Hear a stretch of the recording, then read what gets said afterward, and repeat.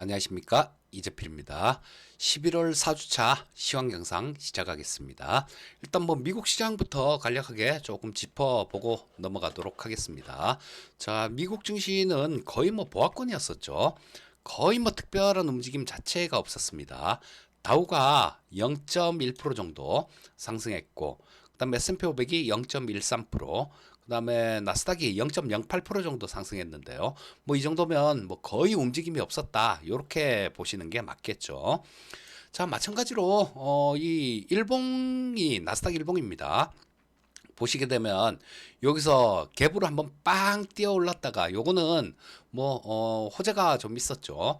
미국의 예산안이 하원을 통과했다라는 그 뉴스에 나오면서 이게 갭으로 빵 떠서 시작했고, 우리나라 시장 역시 마찬가지 그날 되게 좋은 모습이었죠. 그러고 난 다음에는 크게 보면 4일 연속 옆으로 이렇게 횡보하는 모습이었다. 이렇게 보시면 될 것 같고요. S&P 500이나 다우지수 마찬가지로 큰 변화 없이 그냥 횡보하는 모습이었다라고 보시면 될 것 같고요. 주 중후반의 횡보 그렇게 보시면 될 것 같고, 금요일 날은 자 보시면 장중 움직임도 거의 없었어요. 자, 보합권으로 시작했죠. 살짝 마이너스로 시작했네요. 그랬다가 좀 더 눌렀다가 다시 플러스로 갔다가 다시 조금 좀 장 후반 무렵에 좀 밀리는 모습이었는데, 요거는 챗GPT를 만든 분이죠. 오픈 AI에 그 챗GPT를 만드는 분이 저기서 해임됐다라는 그런 뉴스가 있었습니다. 오픈 AI에서 해임됐다라는 얘기, 요런 것들이 좀 기술주 전반으로 조금 좀 안 좋은 영향을 주면서 순간적인 변동성은 나왔습니다. 하지만 장 막판 무렵에는 또 살짝 올려놓는 모습이라서 지금으로서는 거기에 따른 영향은 그렇게 크지 않을 것 같다라고 보시면 될 것 같습니다. 자, 근데 이번 주에는 조금 좀 이 시장이 다들 조금 조정을 약간 받거나 아니면 좀 소강 상태거나 그런 모습이 나올 것 같아요. 근데 한 가지 모멘텀이 될 수 있는 부분은 엔비디아입니다. 이 엔비디아가 우리나라 시간으로 수요일 새벽이 되겠네요. 수요일 새벽에 저 미국 시장 끝나고 난 다음에 실적 발표가 나올 텐데, 여기서 이 실적 지금 보고 있는 거는 전분기에 얘네들이 우리 얼만큼 나올 것 같아라고 얘기했던 거, 그거보다는 좀 더 잘 나오지 않겠냐. 시장 컨센서스는 요렇게 좀 형성이 돼 있고요. 자, 만약에 이 엔비디아의 차트인데 요게 지금 전고점 근처에 와 있죠. 자, 요거를 뚫게 되면 저 상당히 좋은 그런 모습이 나올 수도 있을 것 같은데, 일단은 요거를 돌파하는지 그 부분은 실적 관련되는 부분들이 좀 이 돌파 여부를 결정할 것 같습니다. 하지만 지금 엔비디아를 보게 되면 월봉으로 보시게 되면요. 자, 여기서 많이 빠졌죠. 빠지기도 많이 빠졌다가 좀 이 올라온 모습인데요. 거의 11월 달 들어서 한 20% 정도가 올랐습니다. 20% 정도가 올랐다는 거는 저 실적 부분들이 좀 잘 나올 거를 어느 정도는 약간 좀 어느 정도는 반영했다라고도 볼 수 있을 것 같고요. 그래서 이 엔비디아가 실적이 좀 더 잘 나와서 그냥 훅 좀 뚫어주면 시장에 전체적으로 긍정적인 내용이 될 수 있겠다라는 생각이 듭니다. 자, 미국 시장 보시게 되면 이번 주 같은 경우는 조금 재미없는 그런 시장이 아닐까 싶은 생각이 들어요. 자, 엔비디아 쪽에서 좀 좋은 그런 모멘텀을 준다라면 모르겠는데, 그렇지 않으면 좀 재미없는 시장이 될 것 같은 게, 보시면 자 11월 달에 보시게 되면 여기 저 나스닥인데요. 11월 달 보게 되면 한 9.9% 정도 올라왔습니다. 되게 많이 올랐죠. 지수가 9.9%, 지금 저 현재가 11월 19일이니까요. 지금 한 달도 다 안 됐는데 9.9% 정도 올랐으면 상당히 많이 좀 오른 거기 때문에 여기서 조금 쉬어가야 되는 거 아니냐, 그런 생각도 좀 듭니다. 그리고 엔비디아를 제외하게 되면 일정들도 그렇게 특별한 내용은 없어요. 그런 부분들이 있죠. 또 중간에 저 11월 23일 목요일이 미국의 추수감사절입니다. 그래서 그날은 휴장이에요. 장 없습니다. 그리고 금요일 같은 경우도 블랙 프라이데이로 이어지는데요. 금요일 같은 경우도 오전장만 합니다. 그러니까 사실상 미국 같은 경우는 월, 화, 수 이렇게 거래가 되면요. 그 다음에는 휴장이다라고 봐도 무방합니다. 뭐 이거 거의 뭐 저 큰 자금 굴리는 분들 같은 경우는 금요일 날 오전장을 하는데 거기에 그렇게 참여는 하진 않으니까요. 자, 그래서 이 모멘텀들이 상당히 좀 부족한 상황입니다. 그래서 지금 이번 주 같은 경우는 뭐 나스닥 같은 경우도 조금 뭐 쉬어갈 가능성, 그럴 가능성이 좀 많다라고 보셔야 될 거고, 우리나라 시장 한번 살펴보게 되면요. 자, 이 코스피 시장 같은 경우는 이날이 그날이었었죠. 미국에 좀 그 예산안 통과되고 그러면서 우리도 갭으로 빵 떠서 출발했어요. 수요일 날. 빵 떠서 출발해서 자, 원래는 20에서 60선 사이 정도 그 박스권 정도 그 정도를 예상하고 있었는데 지금 62평선을 돌파를 했습니다. 자, 근데 여기서 62평선 자체가 지금 보시게 되면 그렇게 뭐 좀 아랫 방향으로 아직까지도 이 62평선 자체가 방향 자체가 이렇게 아랫 방향입니다. 22평선은 이렇게 돌아서 나왔는데요. 그리고 이 62평선 자체를 좀 완전히 돌리는 모습이 나오려면 2500 이상 정도 이 정도에서 좀 안착이 돼 줘야 됩니다. 자, 근데 지금 움직이는 모습으로는 뭐 그게 그렇게 조금 쉬울까? 야, 조금은 애로사항이 좀 있겠는데 이런 생각이 들어요. 금요일 날 시장 움직이는 부분들을 보게 되면 장 초반에 외국인들 선물 매수가 꽤 많이 들어왔습니다. 자, 이 장 초반에 보시게 되면 여기서 외국인들 파는 건데요. 한 2,500억 정도 그 정도 매수를 했었습니다. 근데 그때도 선물 지수 자체가 좀 마이너스권이었어요. 그렇게 장 초반에 조금 플러스 났다가 밀리고 난 다음에 여기서 한번 밀리고 난 다음에 플러스권으로 돌아오질 못했고요. 5장 들어서도 여기서 제일 많이 팔았을 때 뭐 한 천억 정도 팔았는데 그거를 천억 정도 매도였는데 지금 뭐 종가에는 56억 매수로 끝났는데요. 조금 사들였다는 얘기죠. 그런데도 지수 자체가 이렇게 좀 위쪽으로 이렇게 올라오려는 힘이 조금 부족해 보였습니다. 자, 그래서 뭐 우리나라 시장 같은 경우는 이 코스닥 시장 같은 경우는 26시선 박스에서 좀 예, 여기서 왔다 갔다 하곤 한다라고 보시면 될 거고요. 자, 코스피 시장 같은 경우는 요걸 좀 지켜줘야 됩니다.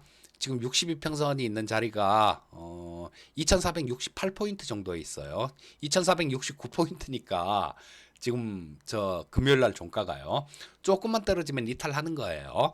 자, 그래서 만약에 요걸 또 이탈하게 되면 이 코스피 시장 같은 경우는 또 이 사이에서 움직이는 조금 답답한 뭐 그런 모습이 나올 가능성이 높습니다. 그래서 일단 금요일 날 시장은 조금 질은 그렇게 좋지는 않았어요. 자, 보시면 뭐 상승 종목이 하락 종목보다 뭐 한 3분의 1밖에 안 되죠. 하락 종목이 한 3배 정도 많은 그런 시장이었습니다. 그렇기 때문에 이 삼성전자가 장중에 뭐 플러스도 나면서 좀 선방하면서 지수를 방어를 했지만요.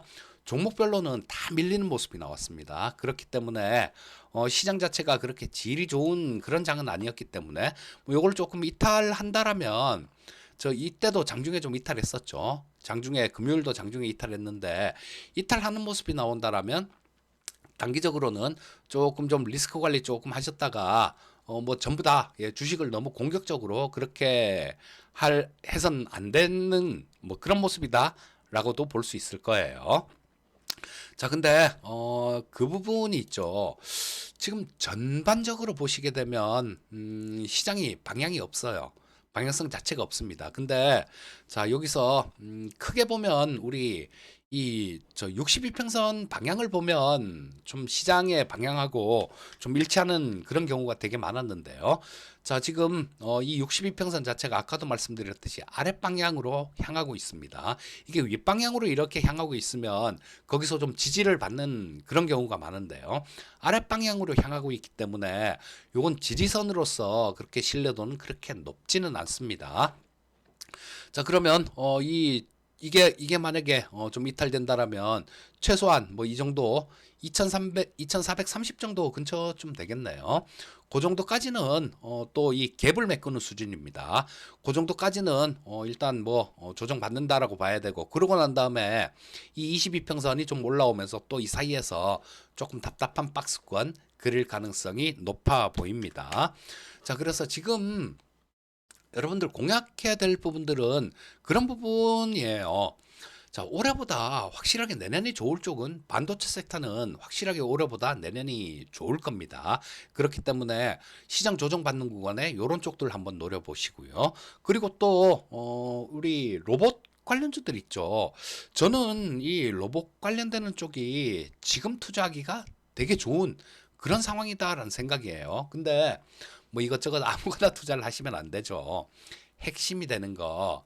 여러분들 예전에 2001년도에 네이버라는 종목이 그때 처음에 상장되고요. 그때 당시에 이 저 매출이 80억, 85억 정도 됐습니다. 이익도 아니고 매출이 85억 정도 되던 그런 시절이 있었어요. 그 시기에는 어땠습니까? 온갖 다 큰 기업들이 전쟁을 치른 거예요.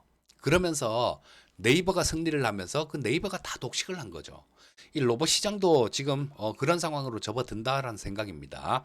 로봇이라고 그냥 뭐 아무거나 막 집어서 되는 게 아니라 거기서 핵심이 되는 그런 종목들, 요런 것들 위주로 좀 공략을 하셔서 조금 길게 보신다라면 되게 좋은 뭐 그런 결과가 있지 않을까 싶은 생각이 드니까 뭐 그쪽에 한번 잘 보시고요.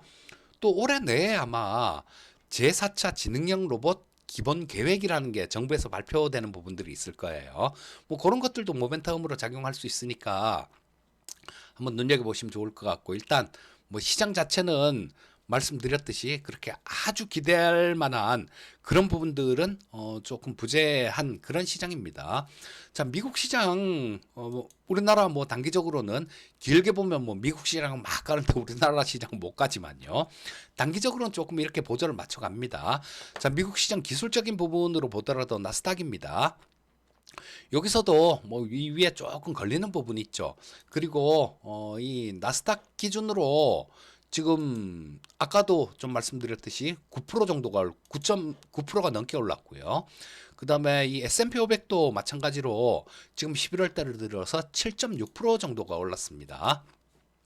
자, 여기서 뭐 지금 연말 랠리에 대한 기대감이 좀 높아지는데요. 이것도 한번 쉬었다가 가야 연말 랠리가 있을 거고, 여기서 좀 더 올라간다. 그렇게 되면 이 연말 랠리 같은 경우는 오히려 효과가 반감될 가능성이 되게 높습니다. 그러니까 이번 주는 뭐 별 특별한 부분들 그렇게 시장을 움직일 만한 그런 부분들은 없는데, 이 우리나라 파생 시장을 보게 되면 조금 무거운 듯한 그런 느낌의 시장이니까요. 뭐 너무 공격적인 그런 매매는 좀 피하시고 조금 얕게 그렇게 매매를 하시면 좋을 것 같고요. 그러니까 뭐 이번 주 같은 경우는 좀 주식을 사더라도 조금 싸게 살려는 노력, 뭐 그런 노력이 조금 필요할 것 같고요. 또 언제든지 그렇습니다. 미국 경제 지표들 뭐 이런 것들을 보면요. 이 경기 침체라는 거, 이런 부분들에 대해서 지금 당장은 야, 연준이 금리를 이제 좀 있으면 뭐 저 동결은 할 거고 좀 있으면 금리를 내릴 거야.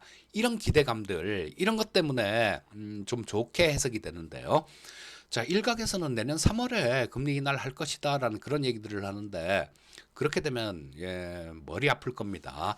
연준이 내년 3월에 금리를 내린다라는 거는 경제 지표가 그만큼 급속도로 악화가 된다라는 얘기예요. 자, 그렇게 되면 시장은 충격을 받을 겁니다. 그러니까 시장은 뭐 너무 움츠려도 안 되겠지만요. 그렇게 너무 믿지는 마시고, 일단 뭐 지금은 조금 좀 이번 주는 뭐 별 특별한 움직임 없는, 그리고 또 62평선을 코스피 기준 62평선을 이탈하면 거기서는 조금 리스크 관리를 좀 하시고 조금 얕게 매매를 하시면 좋겠습니다. 자, 오늘 방송은 이걸로 마치는 걸로 하겠습니다. 수고하셨습니다.